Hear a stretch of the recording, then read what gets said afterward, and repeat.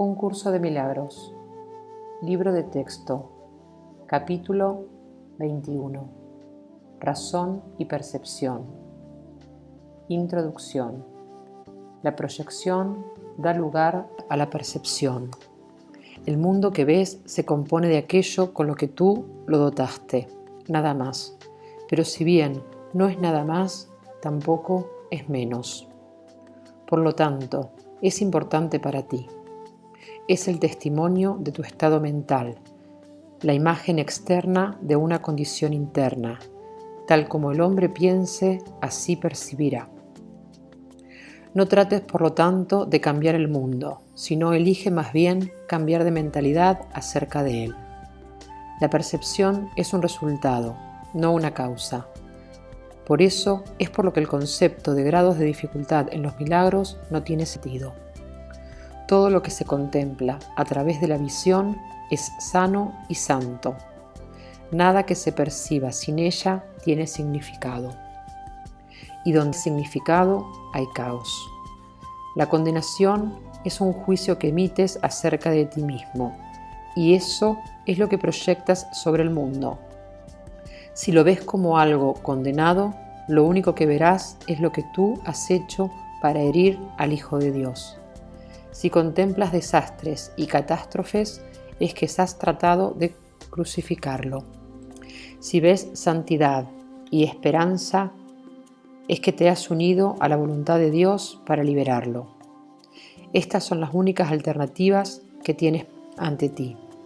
Y lo que veas dará testimonio de tu elección y te permitirá reconocer cuál de ellas elegiste. El mundo que ves tan solo te muestra cuánta dicha te has permitido ver en ti y aceptar como tuya. Y si ese es su significado, el poder de dar dicha tiene entonces que encontrarse en ti. Primero, la canción olvidada. No te olvides nunca de que el mundo que ven los ciegos tiene que ser imaginario, pues desconocen el verdadero aspecto del mundo.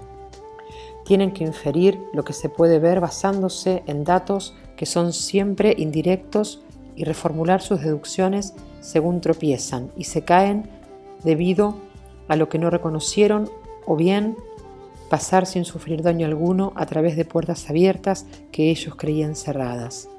Y lo mismo ocurre contigo. Tú no ves. Las indicaciones en las que te basas para llegar a tus conclusiones son erróneas y por eso tropiezas y te caes encima de las piedras que no viste, sin darte cuenta de que puedes atravesar las puertas que, aunque creías que estaban cerradas, se encuentran abiertas para los ojos que no ven, esperando a darte la bienvenida. Qué descabellado es tratar de juzgar aquello que simplemente se podría ver. No es necesario imaginar qué aspecto debe tener el mundo. Antes de que lo puedas reconocer como lo que es, tienes que verlo. Se te puede mostrar qué puertas están abiertas para que así puedas ver dónde radica la seguridad, qué camino conduce a las tinieblas y cuál es a la luz. Los juicios siempre te darán indicaciones falsas, pero la visión te muestra por dónde ir. ¿Por qué tratar de adivinarlo? No hay que sufrir para aprender. Las lecciones benévolas se asimilan con júbilo y se recuerdan felizmente. Deseas aprender lo que te hace feliz y no olvidarte de ello. No es esto lo que niegas. Lo que te preguntas es si los medios a través de los cuales se aprende este curso conducen a la felicidad que promete o no. Si creyeses que sí, no tendrías dificultad alguna para aprender el curso. Todavía no eres un estudiante feliz porque aún no estás seguro de que la visión pueda aportarte más de lo que los juicios te ofrecen y has aprendido a que no puedes tener ambas cosas. Los ciegos se acostumbran a su mundo adaptándose a él. Creen saber cómo desenvolverse en él. Han aprendido a hacerlo, pero no a través de lecciones gozosas, sino a través de la dura necesidad impuesta por las limitaciones que no creían poder superar. Y como todavía lo siguen creyendo, tienen una gran estima a esas lecciones y se aferran a ellas porque no pueden ver. No entienden que son las lecciones en sí las que los mantienen ciegos. eso no lo creen. Y así conservan el mundo que aprendieron a ver en su imaginación, creyendo que solo pueden elegir entre eso o nada. Odian el mundo que aprendieron a conocer mediante el dolor. Y todo lo que creen que habita en él solo sirve para recordarles que están incompletos y que se les ha privado injustamente de algo. Por lo tanto, definen su vida y donde viven y se adaptan a ello tal como creen que deben hacerlo, temerosos de perder lo poco que tienen. Y lo mismo ocurre con todos aquellos que consideran que lo único que tanto ellos como sus hermanos tienen es el cuerpo. Tratan de comunicarse entre sí y fracasan una y otra vez, y se adaptan a la soledad, pues creen que conservar el cuerpo es proteger lo poco que tienen. Presta atención y mira a ver si te puedes acordar de lo que vamos a hablar ahora. Escucha, tal vez puedas captar un leve atisbo de un estado inmemorial que no has olvidado del todo. Tal vez sea un poco nebuloso, mas no te es totalmente desconocido, como una canción cuyo título olvidaste hace mucho tiempo, así como las circunstancias en las que la oíste. No puedes acordarte de toda la canción, sino solo de algunas notas de la melodía, y no puedes asociarla con ninguna persona o lugar, ni con nada en particular. Pero esas pocas notas te bastan para recordar cuán bella es la canción, cuán maravilloso el pasaje donde la escuchaste, y cuánto amor sentiste por los que allí estaban escuchándola contigo. Las notas no son nada, sin embargo las has conservado, no por ellas mismas, sino como un dulce recordatorio de lo que te haría llorar si recordases cuán querido era para ti. Podrías acordarte, pero tienes miedo, pues crees que perderías el mundo que desde entonces has aprendido a conocer. Sin embargo, sabes que nada en este mundo es ni la sombra de aquello que tanto amaste. Escucha y mira a ver si te acuerdas de una canción muy vieja que sabías hace mucho tiempo y que te era más preciada que cualquier otra melodía que te haya enseñado a ti mismo desde entonces. Más allá del cuerpo, del sol y de las estrellas, más allá de todo lo que ves y sin embargo, en cierta forma familiar para ti, hay un arco de luz dorada que al contemplarlo se extiende hasta volverse un círculo enorme y luminoso. El círculo se llena de luz ante tus ojos, sus bordes desaparecen y lo que había dentro deja de estar contenido.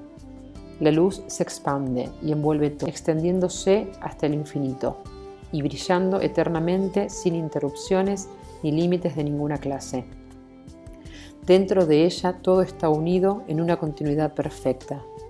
Es imposible imaginar que pueda haber algo que no esté dentro de ella, pues no hay lugar de que esta luz esté ausente. Esta es la visión del Hijo de Dios, a quien conoces bien. He aquí lo que ve el que conoce a su Padre. He aquí el recuerdo de lo que eres, una parte de ello que contiene todo ello dentro de sí, y que está tan inequivocadamente unida a todo como todo está unido en ti. Acepta la visión que te puede mostrar esto y no el cuerpo. Te sabes esa canción y te la sabes muy bien. Nada te será jamás tan querido como este himno inmemorial de amor que el Hijo de Dios todavía le canta a su Padre. Y ahora los ciegos pueden ver, pues esa misma canción que entonan en honor de su Creador los alaba a ellos también. La ceguera que inventaron no podrá resistir el vibrante recuerdo de esta canción, y contemplarán la visión del Hijo de Dios al recordar quién es aquel al que cantan. ¿Qué es un milagro sino este recordar? ¿Y hay alguien en quien no se encuentre esta memoria? La luz en uno despierta la luz en los demás, y cuando la ves en tu hermano, le recuerdas por todos. Segundo, somos responsables de lo que vemos. Hemos repetido cuán poco se te pide para que aprendas este curso. Es la misma pequeña dosis de buena voluntad que necesitas para que toda tu relación se transforme en dicha. El pequeño regalo que le ofreces al Espíritu Santo a cambio del cual Él te da todo. Lo poco sobre lo que se basa la salvación. El pequeño cambio de mentalidad por el que la crucifixión se transforma en resurrección. y puesto que es cierto, es tan simple que es imposible que no se entienda perfectamente. Puede ser rechazado, pero no es ambiguo, y si decides oponerte a ello, no es porque sea incomprensible, sino más bien porque ese pequeño costo parece ser, a tu juicio, un precio demasiado alto para pagar por la paz. Esto es lo único que tienes que hacer para que se te conceda la visión, la felicidad, la liberación del dolor y el escape del pecado. Di únicamente esto, pero dilo de todo corazón y sin reservas, pues en ello radica el poder de la salvación. Soy responsable de lo que veo. Elijo los sentimientos que experimento y decido el objetivo que quiero alcanzar. Y todo lo que parece sucederme, yo mismo lo he pedido y se me concede tal como lo pedí. No te engañes por más tiempo pensando que eres impotente ante lo que se te hace. Reconoce únicamente que estabas equivocado y todos los efectos de tus errores desaparecerán. Es imposible que el Hijo de Dios pueda ser controlado por sucesos externos a Él. Es imposible que Él mismo no haya elegido las cosas que le suceden. Su poder de decisión es lo que determina cada situación en la que parece encontrarse, ya sea por casualidad o por coincidencia. Y ni las coincidencias ni las casualidades son posibles en el universo tal como Dios lo creó, fuera del cual no existe nada. Si sufres es porque decidiste que tu meta era el pecado. Si eres feliz es porque pusiste tu poder de decisión en manos de aquel que no puede sino decidir a favor de Dios por ti.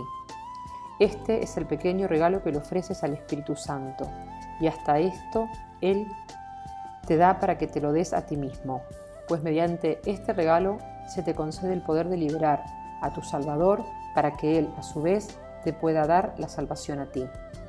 No resientas tener que dar esta pequeña ofrenda, pues si no la das, seguirás viendo el mundo tal como lo ves ahora. Mas si la das, todo lo que ves desaparecerá junto con él. Nunca se dio tanto a cambio de tan poco.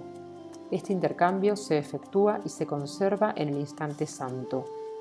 Ahí el mundo que no deseas se lleva ante el que sí deseas, y el mundo que sí deseas se te concede, puesto que lo deseas. Mas para que esto tenga lugar, debes primero reconocer el poder de tu deseo. Tienes que aceptar su fuerza, no su debilidad.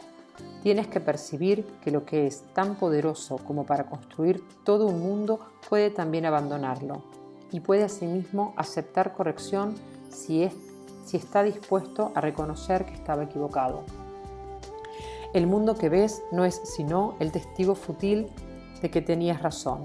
Es un testigo demente. Tú le enseñaste cuál tenía que ser su testimonio y cuando te lo repitió, lo escuchaste y te convenciste a ti mismo de que lo que decía haber visto era verdad. Has sido tú quien se ha causado todo esto a sí mismo. Solo con que comprendieses esto, comprenderías también cuán circular es el razonamiento en que se basa tu visión. Eso no fue algo que se te dio. Ese fue el regalo que tú te hiciste a ti mismo y que le hiciste a tu hermano.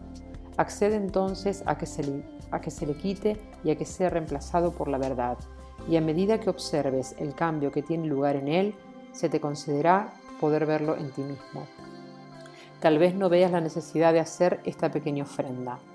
Si ese es el caso, examina más detenidamente lo que dicha ofrenda representa, y no veas en ella otra cosa que el absoluto intercambio de la separación por la salvación.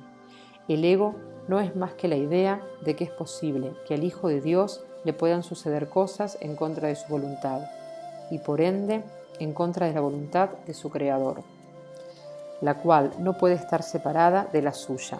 Con esta idea fue con la que el Hijo de Dios reemplazó su voluntad, en rebelión de mente contra lo que no puede sino ser eterno. Dicha idea es la declaración de que él puede privar a Dios de su poder y quedarse con él para sí mismo, privándose de este modo de lo que Dios dispuso para él. Y es esta descabellada idea la que has entronado en tus altares y a la que rindes culto. Y todo lo que supone una amenaza para ella parece atacar tu fe, pues en ella es donde la has depositado. No pienses que te falta fe, pues tu creencia y confianza en dicha idea son ciertamente firmes. El Espíritu Santo puede hacer que tengas fe en la santidad y darte visión para que la puedas ver fácilmente. Mas, no has dejado libre y despejado el altar, donde a estos dones le corresponde estar, y donde ellos debieran estar has colocado tus ídolos, los cuales has consagrado a otra cosa. A esa otra voluntad que parece decirte lo que ha de ocurrir, le confieres realidad.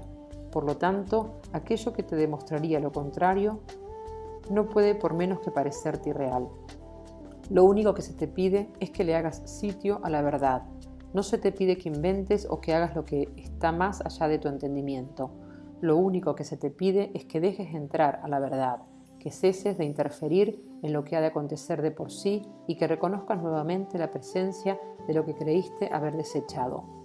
Accede, aunque solo sea por un instante, a dejar tus altares libres de lo que habías depositado en ellos, y no podrás sino ver lo que realmente se encuentra allí. El instante santo no es un instante de creación, sino de reconocimiento, pues el reconocimiento procede de la visión y de la suspensión de todo juicio. Solo entonces es posible mirar dentro de uno mismo y ver lo que no puede sino estar allí, claramente a la vista y completamente independiente de cualquier inferencia o juicio. Deshacer no es tu función, pero sí depende de ti el que le des la bienvenida o no. La fe y el deseo van de la mano, pues todo el mundo cree en lo que desea. Ya hemos dicho que hacerse ilusiones es la manera en que el ego lidia con lo que desea para tratar de convertirlo en realidad. No hay mejor demostración del poder del deseo y por ende de la fe para hacer que sus objetivos parezcan reales y posibles. La fe en lo irreal conduce a que se tengan que hacer ajustes en la realidad para que se amolde al objetivo de la locura. El objetivo del pecado induce a la percepción de un mundo temible para justificar su propósito. Verás aquello que deseas ver, y si la realidad de lo que ves es falsa, lo defenderás, no dándote cuenta de todos los ajustes que has tenido que hacer para que ello sea como lo ves. Cuando se niega la visión, la confusión entre causa y efecto es inevitable. El propósito ahora es mantener la causa oculta del efecto y hacer que el efecto parezca ser la causa.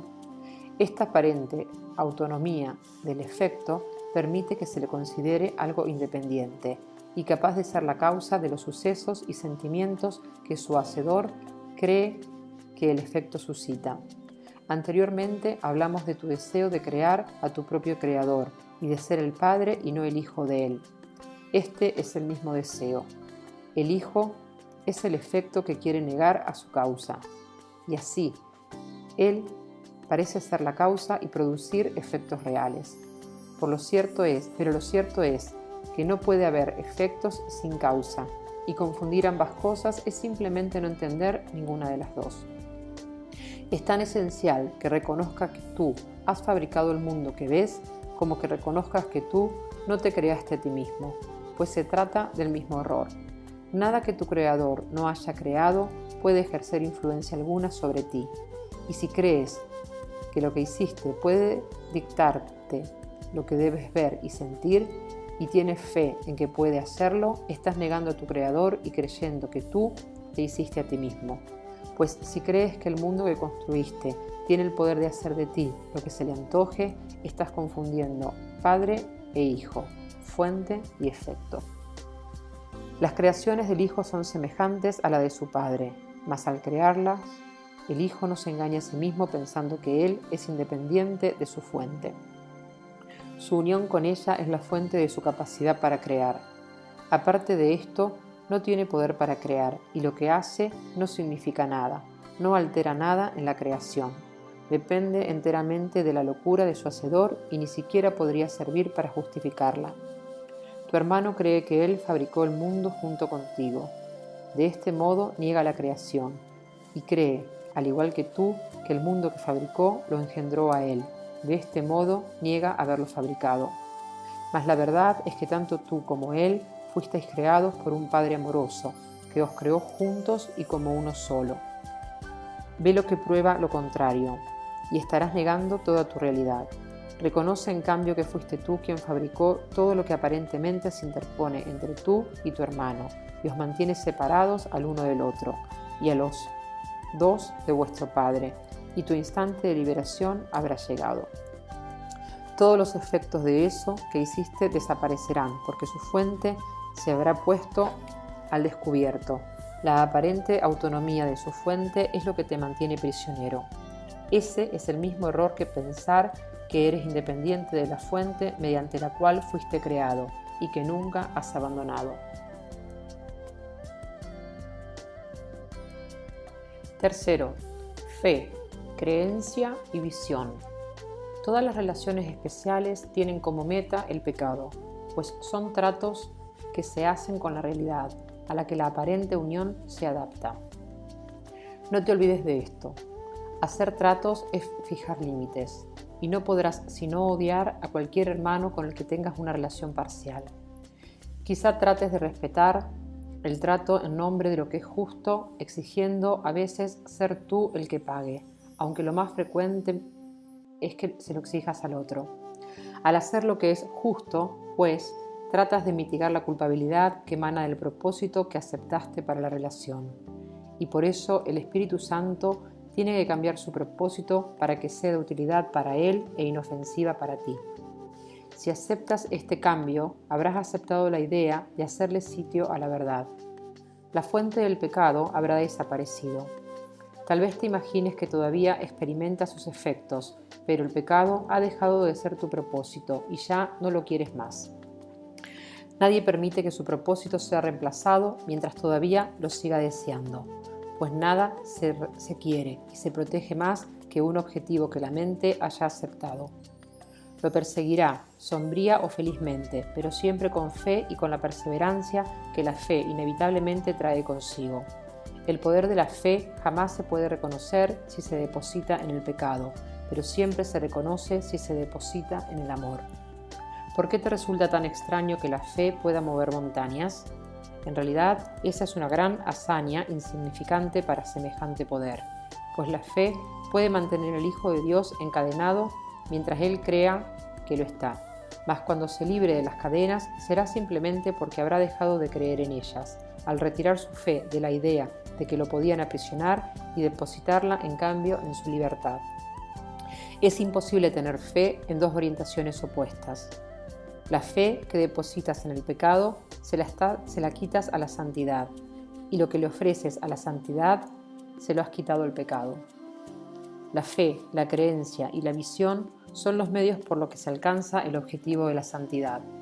A través de ellos el Espíritu Santo te conduce al mundo real, alejándote de todas las ilusiones en las que habías depositado tu fe. Ese es su rumbo, el único que Él jamás ve, y cuando te desvías, Él te recuerda que no hay ningún otro. Su fe, su creencia y su visión son para ti, y cuando las hayas aceptado completamente en lugar de las tuyas, ya no tendrás necesidad de ellas, pues la fe, la creencia y la visión únicamente tienen sentido antes de que se alcanza la certeza. En el cielo son desconocidas.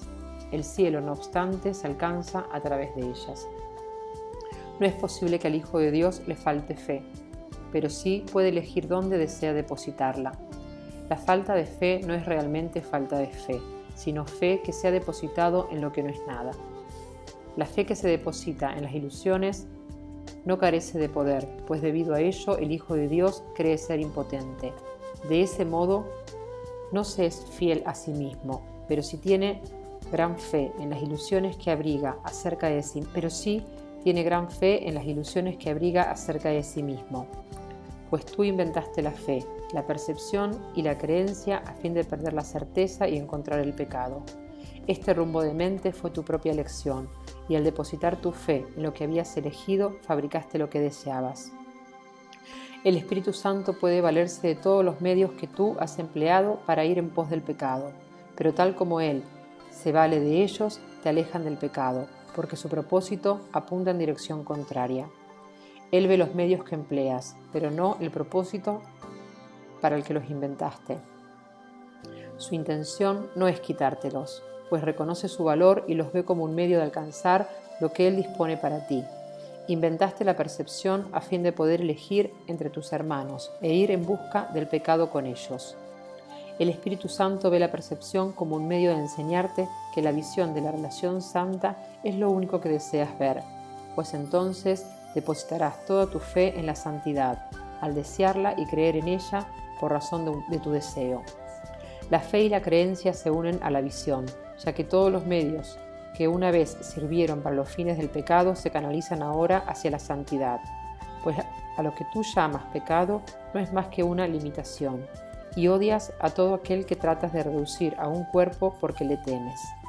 Al negarte a perdonarlo, lo condenas al cuerpo, porque tienes en gran estima los medios del pecado.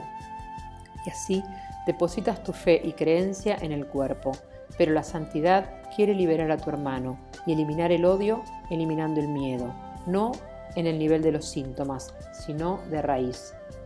Aquellos que quieren liberar a sus hermanos del cuerpo no tienen miedo, pues han renunciado a los medios del pecado al elegir que se eliminen todas sus limitaciones. Puesto que desean ver a sus hermanos bajo el manto de la santidad, el poder de su creencia y de su fe ve más allá del cuerpo, facilitando la visión, no obstruyéndola. Pero antes de eso decidieron reconocer lo mucho que su fe había limitado su entendimiento del mundo y desearon depositarla en otro lugar en caso de que les ofreciese otro punto de vista.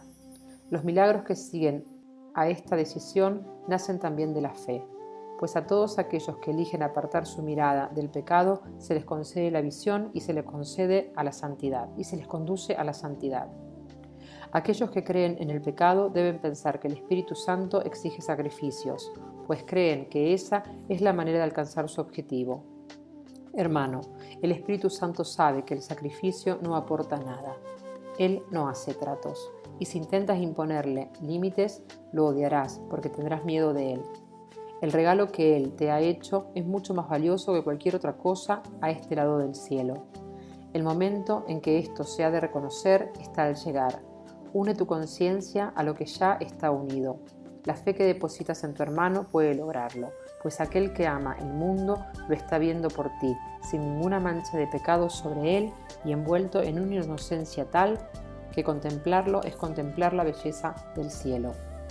Tu fe en el sacrificio ha hecho que éste tenga gran poder ante tus ojos, salvo que no te das cuenta de que no puedes ver debido a él. Pues solo se le puede exigir sacrificio al cuerpo, y solo otro cuerpo podría exigirlo. La mente de por sí no podría ni exigirlo ni recibirlo, el cuerpo tampoco. La intención está en la mente, que trata de valerse del cuerpo para poner en práctica los medios del pecado en los que ella cree. Y así, los que valoran el pecado no pueden sino creer que la mente y el cuerpo están unidos. Y de este modo, el sacrificio es, invariablemente, un medio para imponer límites y, por consiguiente, para odiar. ¿Crees acaso que al Espíritu Santo le preocupa eso? Él no te da aquello de lo que, de acuerdo con su propósito, te quiere apartar. Tú crees que Él te quiere privar de algo por tu propio bien, pero los términos bien y privación son opuestos y no pueden reconciliarse de ninguna forma que tenga significado. Es como decir que la luna y el sol son una misma cosa, porque vienen de noche y de día respectivamente, y que por lo tanto no pueden sino formar una unidad. Mas ver uno de ellos significa que el otro ya no se puede ver. Tampoco es posible que lo que irradia luz sea lo mismo que lo que depende de la oscuridad para poder ser visto. Ninguno de ellos exige el sacrificio del otro. Cada uno de ellos, no obstante, depende de la ausencia del otro. El cuerpo se concibió para que sirviese de sacrificio al pecado, y así es como aún se le considera en las tinieblas. A la luz de la visión, no obstante, se le considera de manera muy distinta. Puedes confiar en que servirá fielmente al propósito del Espíritu Santo, y puedes conferirle poder para que se vuelva un instrumento de ayuda a fin de que los ciegos puedan ver. Mas cuando ellos vean, mirarán más allá de él, al igual que tú. A la fe y a la creencia que depositaste en el cuerpo les corresponde estar más allá de él. Transferiste tu percepción, tu creencia y tu fe de la mente al cuerpo. Deja que éstas les sean devueltas ahora a aquello que las produjo, y que todavía puede valerse de ellas para salvarse de lo que lo inventó. Cuarto, el miedo a mirar adentro. El Espíritu Santo jamás te enseñará que eres un pecador. Corregirá tus errores, pero eso no es algo que le pueda causar temor a nadie. Tienes un gran temor a mirar en tu interior y ver el pecado que crees que se encuentra allí. No tienes miedo de admitir esto. El ego considera muy apropiado que se asocie el miedo con el pecado y sonríe con aprobación. No teme dejar que te sientas avergonzado. No pone en duda la creencia y la fe que tienes en el pecado. Sus templos no se tambalean por razón de ello. Tu certeza de que dentro de ti anida el pecado no hace sino dar fe de tu deseo de que esté allí para que se pueda ver. Sin embargo, esto tan solo aparenta ser la fuente del temor. Recuerda que el ego no está solo. Su dominio está circunscrito y teme a su enemigo desconocido, a quien ni siquiera puede ver. Te pide imperiosamente que no mires dentro de ti, pues si lo haces, tus ojos se posarán sobre el pecado y Dios te cegará. Esto es lo que crees y por lo tanto no miras. Mas no es este el temor secreto del ego, ni tampoco el tuyo que eres su siervo. El ego, vociferando destempladamente y demasiado a menudo, profiere a gritos que lo es. Pues bajo ese constante griterío y esas declaraciones disparatadas, el ego no tiene ninguna certeza de que lo sea. Tras tu temor de mirar en tu interior por razón del pecado, se oculta todavía otro temor, y uno que hace temblar al ego. ¿Qué pasaría si mirases en tu interior y no vieses ningún pecado? Esta terrible pregunta es una que el ego nunca plantea, y tú, que la haces ahora, estás amenazando demasiado seriamente todo su sistema defensivo como para que él se moleste en seguir pretendiendo que es tu amigo. Aquellos que se han unido a sus hermanos han abandonado la creencia de que su identidad reside en el ego. Una relación santa es aquella en la que te unes con lo que en verdad forma parte de ti. Tu creencia en el pecado ha sido quebrantada y ahora no estás totalmente reacio a mirar dentro de ti y no ver pecado alguno. Tu liberación no es aún total, todavía es parcial e incompleta, aunque ya ha despuntado en ti. Al no estar completamente loco, has estado dispuesto a contemplar una gran parte de tu demencia y a reconocer su locura. Tu fe está comenzando a interiorizarse más allá de la demencia hacia la razón. Y lo que tu razón te dice ahora, el ego no quiere oír. El propósito del Espíritu Santo fue aceptado por aquella parte de tu mente que el ego no conoce y que tú tampoco conocías. Sin embargo, esa parte con la que ahora te identificas no teme mirarse a sí misma. No conoce el pecado. ¿De qué otra forma, si no, habría estado dispuesta a considerar el propósito del Espíritu Santo como suyo propio? Esta parte ha visto a tu hermano y lo ha reconocido perfectamente desde los orígenes del tiempo, y no ha deseado más que unirse a él y ser libre nuevamente, como una vez lo fue.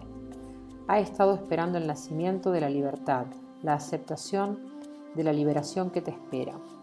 Y ahora reconoces que no fue el ego el que se unió al propósito del Espíritu Santo, y por lo tanto que tuvo que haber sido otra cosa. No creas que esto es una locura, pues es lo que te dice la razón y se deduce perfectamente de lo que ya has aprendido. En las enseñanzas del Espíritu Santo no hay inconsistencias. Este es el razonamiento de los cuerdos. Has percibido la locura del ego y no te ha dado miedo porque elegiste no compartirla, pero aún te engaña a veces.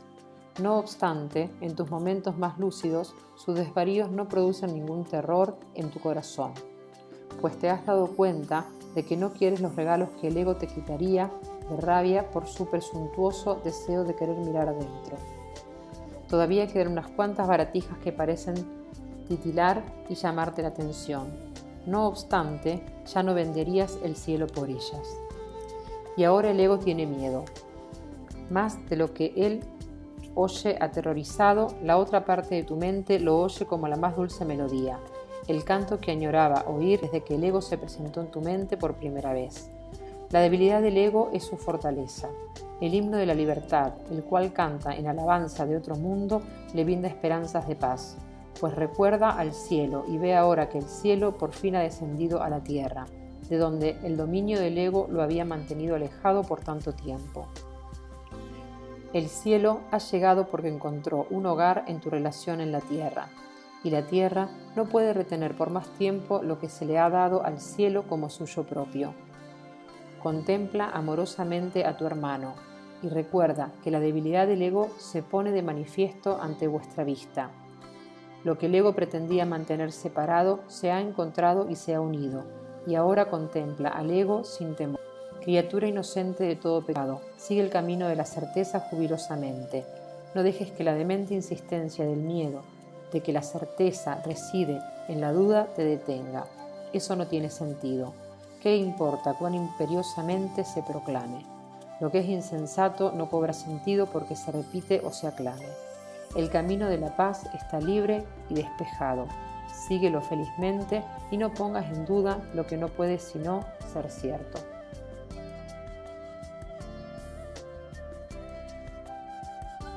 Quinto, la función de la razón. La percepción selecciona y configura el mundo que ves. Crisis de la mente. Las leyes del tamaño, de la forma y de la luminosidad, validez, quizás si otras cosas fuesen iguales, pero no lo son, pues es mucho más que halles lo que buscas que lo que prefieres pasar por alto. La apacible y queda voz que habla en favor de Dios no se ve ahogada por los estridentes gritos e insensatos arranques de furia con los que acosa a aquellos que desean escucharla. La percepción es una elección, no un hecho. Pero de esta elección depende mucho más de lo que te has dado cuenta hasta ahora, pues tu creencia acerca de quién eres depende enteramente de la voz que elijas escuchar y de los panoramas que elijas ver. La percepción da testimonio únicamente de esto, nunca de la realidad. Puede mostrarte, no obstante, bajo qué condiciones es posible tener conciencia de la realidad o aquellas en las que nunca sería posible. La realidad no necesita tu cooperación para ser lo que es, pero tu conciencia de ella necesita tu ayuda, ya que tener esa conciencia es algo que tú eliges. Si le prestas oídos a los dictados del ego y ves lo que él te indica ver, no podrás sino considerarte a ti mismo insignificante, vulnerable y temeroso. Experimentarás depresión, una sensación de no valer nada, así como sentimientos de inestabilidad e irrealidad. Creerás que eres la desvalida víctima de fuerzas que están más allá de tu control y que son mucho más poderosas que tú, y creerás que el mundo que fabricaste rige tu destino, pues tendrás fe en eso. Pero no creas que porque tengas fe en eso, ello pueda hacer que sea real. Hay otra visión y otra voz en las que reside tu libertad que tan solo están aguardando tu decisión. Y si depositas tu fe en ellas, percibirás otro ser en ti. Este otro ser considera que los milagros son naturales, pues son tan simples y naturales para él como respirar lo es para el cuerpo. Constituyen la respuesta obvia a las peticiones de ayuda, que es la única que él ofrece. Los milagros le parecen antinaturales al ego porque no entiende cómo es posible que mentes separadas puedan influenciarse unas a otras. Y si estuviesen separadas, ciertamente no podrían hacerlo. Pero las mentes no pueden estar separadas.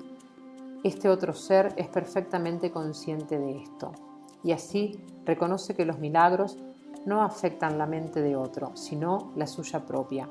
Los milagros siempre cambian tu mente, pues no hay ninguna otra. No te das cuenta de hasta qué punto la idea de la separación ha interferido en el ejercicio de la razón. La razón mora en el otro ser que has excluido de tu conciencia, y nada de lo que has permitido que permanezca en ella es capaz de razonar.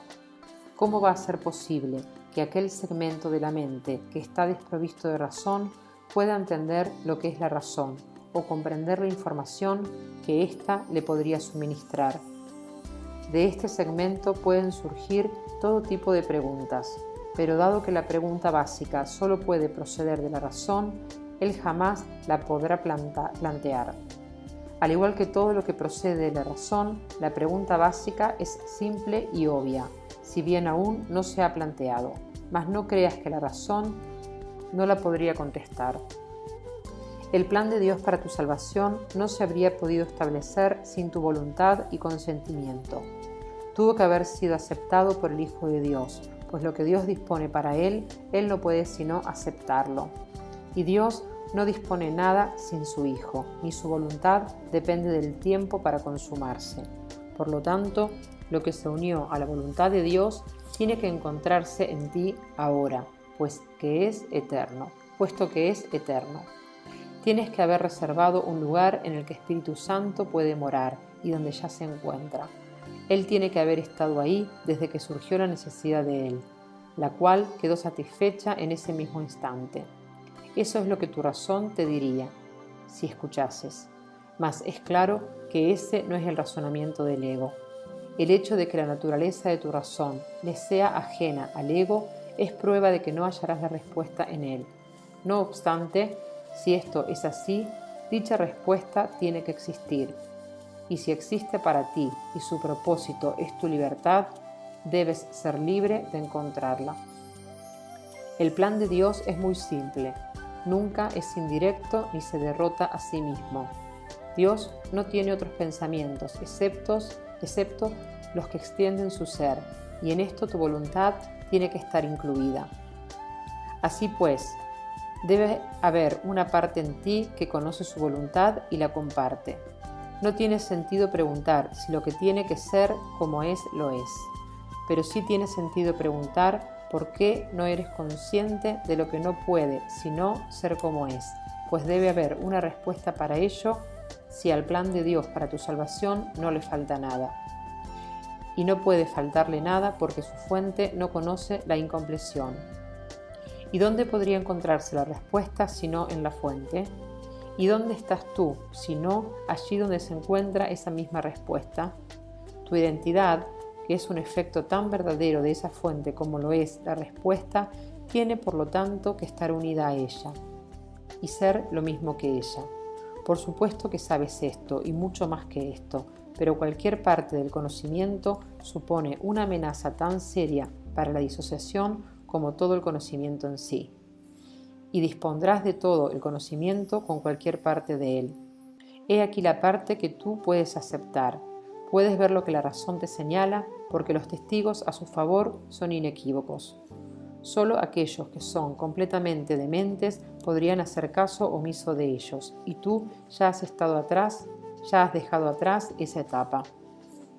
La razón es un medio que sirve para los fines del Espíritu Santo por derecho propio. No se puede reinterpretar ni recanalizar para que se ajuste a la meta del pecado, tal como se hace con otros medios, pues la razón está más allá del alcance de los medios del ego. La fe, la percepción y la creencia pueden estar mal ubicados y servir de apoyo tanto para las necesidades del gran evacuador como para las de la verdad. Pero la razón no tiene cabida en la locura, ni se puede adaptar a sus fines en modo alguno. La fe y la creencia están firmemente arraigadas en la locura y conducen la percepción hacia aquello que la mente ha considerado valioso. Pero la razón no participa en esto en absoluto, pues si se aplicase la razón, la percepción cesaría instantáneamente. La razón no forma parte de la demencia, pues ésta depende eternamente de la ausencia de aquella. El ego nunca hace uso de la razón, porque no es consciente de su existencia. Los que son parcialmente locos tienen acceso a ella, y solo ellos la necesitan. El conocimiento no depende de la razón, y la locura la mantiene afuera. La parte de la mente, donde reside la razón, se consagró, de acuerdo con tu voluntad, en unión con la de tu Padre, al deshacimiento de la demencia. Ahí el propósito del Espíritu Santo se aceptó y consumó simultáneamente. La razón le es ajena a la demencia, y aquellos que hacen uso de ella han adquirido un medio que no puede dedicarse al pecado. El conocimiento está mucho más allá de lo que se puede lograr, pero la razón puede servir para abrir las puertas que tú le cerraste. Ya estás muy cerca de esto. Tu fe y tus creencias han cambiado y has hecho la pregunta que el ego nunca haría.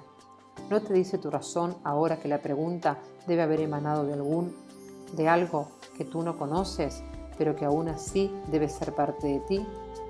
La fe y la creencia, apoyadas por la razón, producen forzosamente un cambio en tu percepción, y con este cambio se le hace sitio a la visión.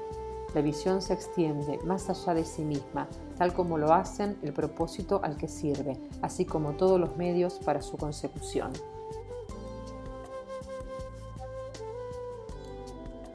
Sexto, la razón en contraposición a la locura. La razón no puede ver pecados, pero sí puede ver errores y propicia su corrección. No les otorga valor, pero sí otorga valor a su corrección. La razón te diría también que cuando crees estar pecando, estás de hecho pidiendo ayuda.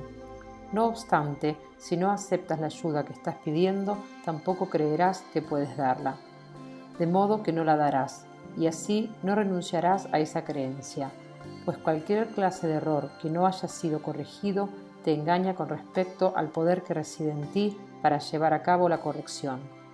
Si dicho poder puede llevar a cabo la corrección y tú no se lo permites, te estás negando la corrección a ti mismo, así como a tu hermano. Y si él comparte contigo esta misma creencia, ambos creeréis estar condenados. Puedes evitarle esto a él y evitártelo a ti, pues la razón no facilitaría la corrección únicamente en ti. No puedes aceptar o rechazar la corrección sin incluir a tu hermano. El pecado mantendría que sí puedes, mas la razón te dice que no puedes considerar a tu hermano o a ti mismo como un pecador y seguir percibiéndolo a él o percibiéndote a ti mismo como inocente. ¿Quién que se considere a sí mismo culpable podría ver un mundo libre de pecado? ¿Y quién puede ver un mundo pecaminoso y considerarse al mismo tiempo ajeno a ese mundo? El pecado mantendría que tú y tu hermano no podéis sino estar separados, pero la razón te dice que esto tiene que ser un error, pues si estáis unidos, ¿cómo ibais a poder tener pensamientos privados? ¿Y cómo podría ser que los pensamientos que se adentran en lo que solo parece ser tuyo no tuviesen ningún efecto en lo que sí es tuyo? Si las mentes están unidas, eso es imposible. Nadie puede pensar por separado, tal como Dios no piensa sin su Hijo. Eso sería posible únicamente si los dos morasen en cuerpos. Tampoco podría ninguna mente pensar por separado a menos que el cuerpo fuese la mente, pues únicamente los cuerpos pueden estar separados y por lo tanto ser irreales. La morada de la demencia no puede ser la morada de la razón, pero es fácil abandonar dicha morada si ves la razón. No puedes abandonar la demencia trasladándote a otro lugar. La abandonas simplemente aceptando la razón en el lugar que antes ocupaba la locura. La locura y la razón ven las mismas cosas, pero es indudable que la contemplan de modo diferente. La locura es un ataque contra la razón que la expulsa de la mente y ocupa su lugar. La razón no ataca, sino que calladamente ocupa el lugar de la locura y la reemplaza si los dementes deciden escucharla. Pero los dementes no conocen su propia voluntad, pues creen ver el cuerpo y permiten que su propia locura les diga que éste es real. La razón sería incapaz de eso, y si tú defiendes el cuerpo en contra de tu razón, no entenderás lo que es cuerpo ni lo que eres tú. El cuerpo no te separa de tu hermano, y si crees que lo hace, estás loco. Pero la locura tiene un propósito, y cree también disponer de los medios que lo pueden convertir en realidad. Ver el cuerpo como una barrera que separa aquello que la razón te dice que no puede sino estar unido, solo puede ser una locura. Y no lo podrías ver de ese modo si escuchases la voz de la razón. ¿Qué puede haber que se interponga entre lo que es un continuo? Y si nada se interpone, ¿cómo se podría excluir de otras partes lo que pasa a formar parte de cualquiera de ellas? Esto es lo que la razón te diría, mas piensa en lo que tendrías que admitir si esto fuese así. Si eliges el pecado en vez de la curación, estás condenando al Hijo de Dios a aquello que jamás puede ser corregido. Le dices con tu elección que está condenado, separado de ti y de su Padre para siempre, y sin esperanza de jamás poder retornar a salvo. Eso es lo que le enseñas, y aprenderás de él exactamente lo que le enseñes. Pues lo único que le puedes enseñar es que él es como tú quieres que él sea, y lo que eliges que él sea es lo que eliges para ti. Mas no pienses que esto es temible. Que estás unido a él es un hecho, no una interpretación. ¿Cómo puede un hecho ser temible a menos que esté en desacuerdo con lo que tiene en más estima que la verdad? La razón te diría que este hecho es tu liberación. Ni tu hermano ni tú podéis ser atacados por separado, ni tampoco ninguno de vosotros aceptar un milagro sin que el otro no sea igualmente bendecido por él y curado del dolor. La razón, al igual que el amor, desea tranquilizarte, y no es su intención infundirte temor. El poder de curar al Hijo de Dios se te concede a ti porque Él no puede sino ser uno contigo. Tú eres responsable de cómo Él se ve a sí mismo, y la razón te dice que se te ha concedido poder transformar su mente por completo, la cual es una contigo, en solo un instante. Y cualquier instante sirve para llevar a cabo una completa corrección de todos sus errores y restituirle su plenitud. El instante en que elijas ser curado, en ese mismo instante se verá que se ha salvado completamente junto contigo.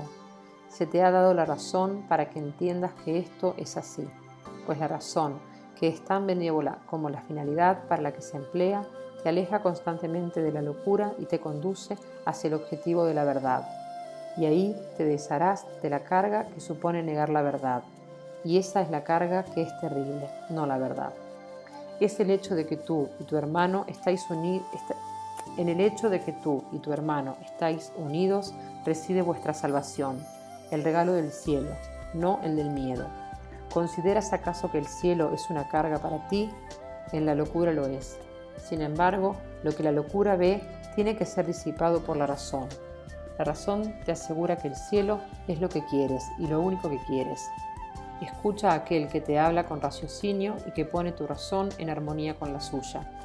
Resuélvete a dejar que la razón sea el medio por el que él te indique cómo dejar atrás la demencia. No te ocultes tras la demencia para escapar de la razón. Lo que la locura encubriría, el Espíritu Santo lo pone al descubierto para que todo el mundo lo contemple con júbilo. Tú eres el salvador de tu hermano, él es el tuyo. A la razón le es muy grato hablar de esto. El amor les infundió amor a este plan benevolente. Y lo que el amor planea es semejante a sí mismo en esto. Al estar unido a ti, él desea que aprendas lo que debes ser. Y dado que tú eres uno con él, se te tiene que haber encomendado que des lo que él ha dado y todavía sigue dando. Dedica, aunque solo sea un instante, a la grata aceptación de lo que se te ha encomendado darle a tu hermano y reconoce con él lo que se os ha dado a ambos. Dar no es más bendito que recibir, pero tampoco es menos.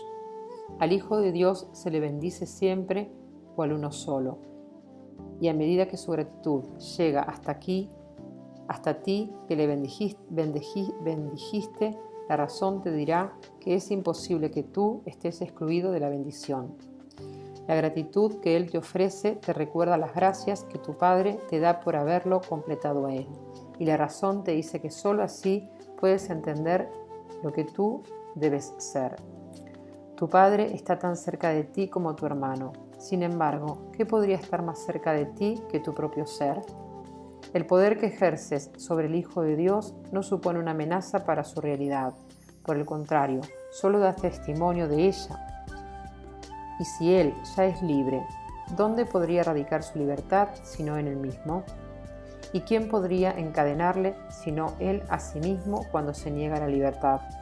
De Dios nadie se burla, ni tampoco puede su Hijo ser aprisionado, salvo por su propio deseo. Y por su propio deseo es también como se libera. En eso radica su fuerza, no su debilidad.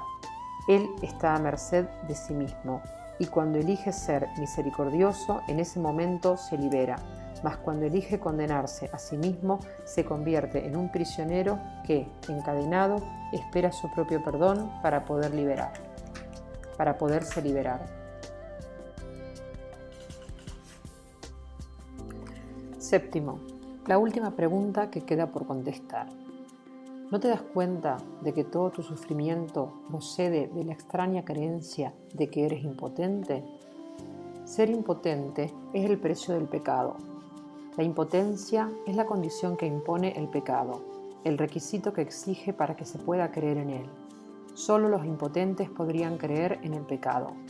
La enormidad no tiene atractivo, excepto para los insignificantes. Y solo los que primero creen ser insignificantes podrían sentirse atraídos por ella. Traicionar al Hijo de Dios es la defensa de los que no se identifican con Él. Y tú, o estás de su parte o contra Él. O lo amas o lo atacas. O proteges su unidad o lo consideras fragmentado y destruido como consecuencia de tu ataque. Nadie cree que el Hijo de Dios sea impotente. Y aquellos que se ven a sí mismos como impotentes deben creer que no son el Hijo de Dios. ¿Qué podrían ser entonces sino su enemigo? ¿Y qué podrían hacer sino envidiarle su poder y como consecuencia de su envidia volverse temerosos de dicho poder?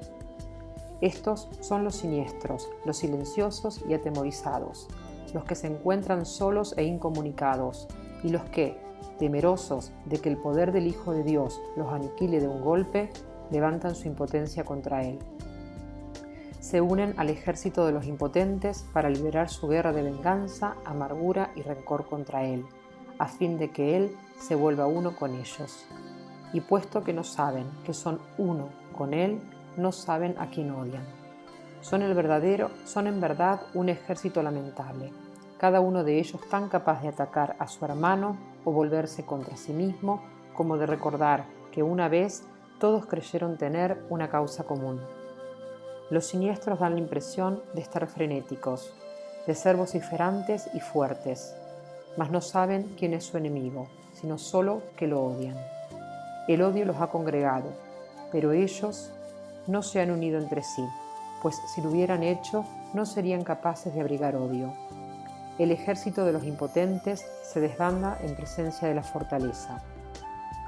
Los que son fuertes son incapaces de traicionar, porque no tienen necesidad de tener sueños de poder ni de exteriorizarlos. ¿De qué manera puede actuar un ejército en sueños? De cualquier manera. Podría habérsele atacado a cualquiera con cualquier cosa. Los sueños son completamente irracionales. En ellos, una flor se puede convertir en una lanza envenenada, un niño en un gigante, y un ratón puede rugir como un león. Y con la misma facilidad, el amor puede trocarse en odio. Esto no es un ejército, sino una casa de locos. Lo que parece ser un ataque concertado no es más que un pandemonium. El ejército de los impotentes es, en verdad, débil. No tiene armas ni enemigo. Puede ciertamente invadir el mundo y buscar un enemigo, pero jamás podrá encontrar lo que no existe. Puede ciertamente soñar que encontró un enemigo, pero éste cambia incluso mientras lo está atacando, de modo que corre de inmediato a buscarse otro y nunca consigue cantar victoria. Y a medida que corre, se vuelve contra sí mismo, pensando que tuvo un pequeño atisbo del gran enemigo que siempre elude su ataque asesino, convirtiéndose en alguna otra cosa. Cuán traicionero parece ser ese enemigo, que cambia tanto que ni siquiera es posible reconocerlo. El odio, no obstante, tiene que tener un blanco. No se puede tener fe en el pecado sin un enemigo. ¿Quién que crea en el pecado podría atreverse a creer que no tiene enemigos? ¿Podría admitir que nadie lo hizo sentirse impotente? La razón seguramente le diría que dejase de buscar lo que no puede ser hallado. Sin embargo, tiene primero que estar dispuesto a percibir un mundo donde no hay enemigos. No es necesario que entienda cómo sería posible que él pudiese ver un mundo así.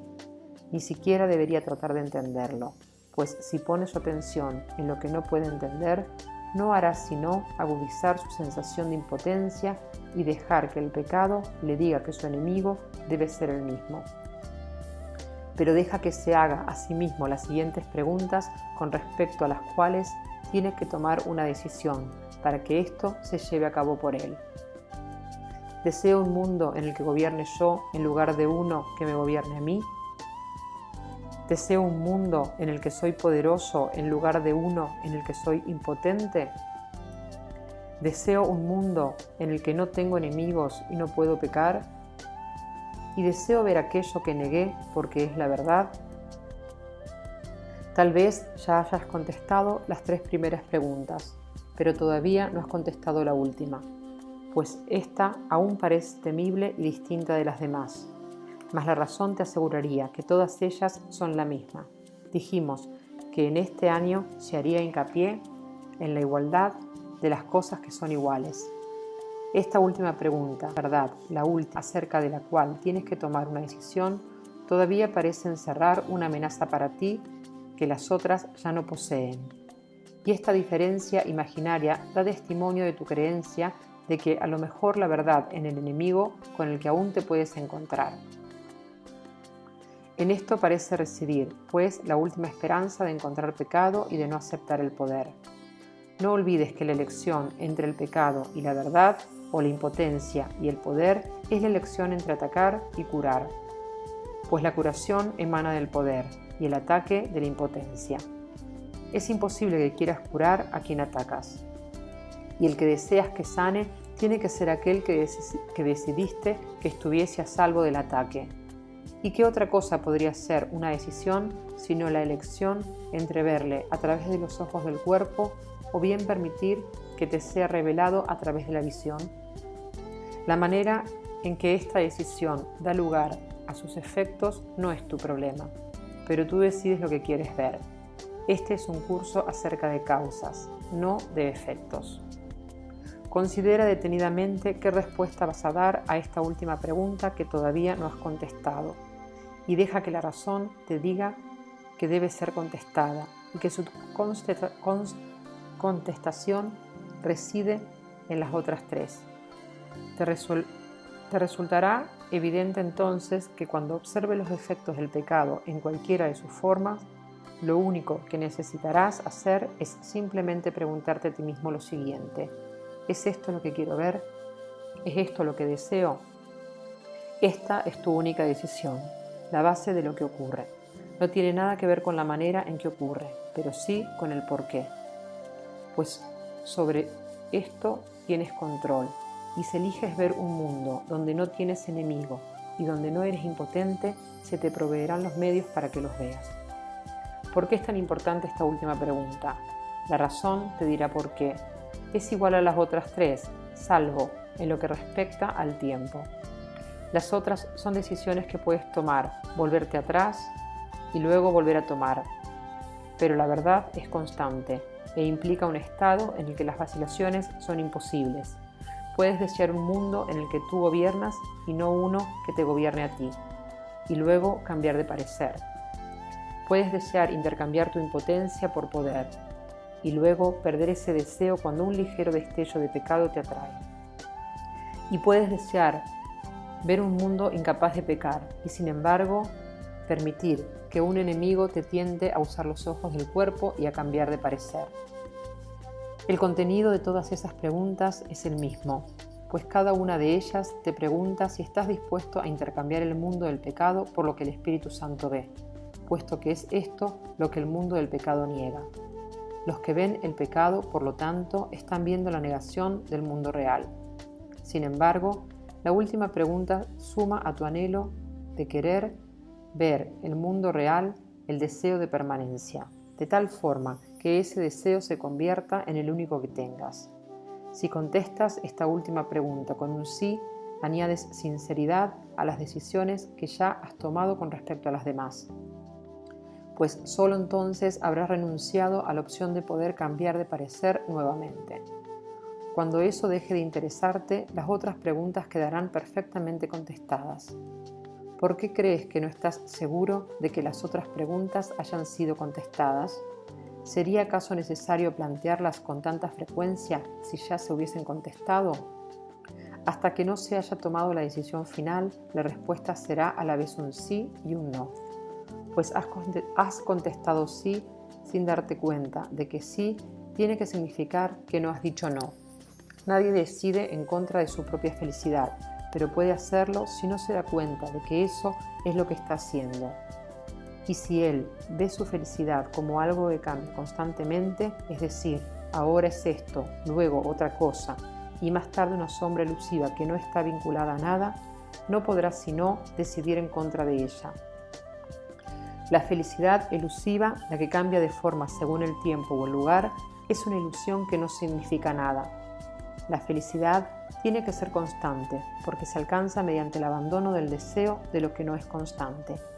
La dicha no se puede percibir excepto a través de una visión constante, y la visión constante solo se les concede a aquellos que desean la constancia. El poder del deseo del Hijo de Dios sigue siendo la prueba de que todo aquel que se considera a sí mismo impotente está equivocado. Desea lo que quieres, y eso será lo que contemplarás y creerás que es real. No hay un solo pensamiento que esté desprovisto del poder de liberar o de matar, ni ninguno que pueda abandonar la mente del pensador o dejar de tener efectos sobre él. Octavo, el cambio interno. ¿Son entonces peligrosos los pensamientos? Para los cuerpos, sí. Los pensamientos que parecen destruir son aquellos que le enseñan al pensador que él puede ser destruido, y así muere, por razón de lo que aprendió. Pasa de la vida a la muerte, la prueba final de que valoró lo efímero más que lo constante. Seguramente creyó que quería la felicidad, mas no la deseó, porque la felicidad es la verdad, y por lo tanto tiene que ser constante. Una dicha constante es una condición completamente ajena a tu entendimiento. No obstante, si pudieses imaginarte cómo sería eso, lo desearías aunque no lo entendieses. En esa condición de constante dicha no hay excepciones ni cambios de ninguna clase. Es tan inquebrantable como lo es el amor de Dios por su creación. Al estar tan segura de su visión como su Creador lo está de lo que Él sabe, la felicidad contempla todo y ve que todo es uno. No ve lo efímero, pues desea que todo sea como ella misma, y así lo ve. Nada tiene el poder de alterar su constancia porque su propio deseo no puede ser conmovido.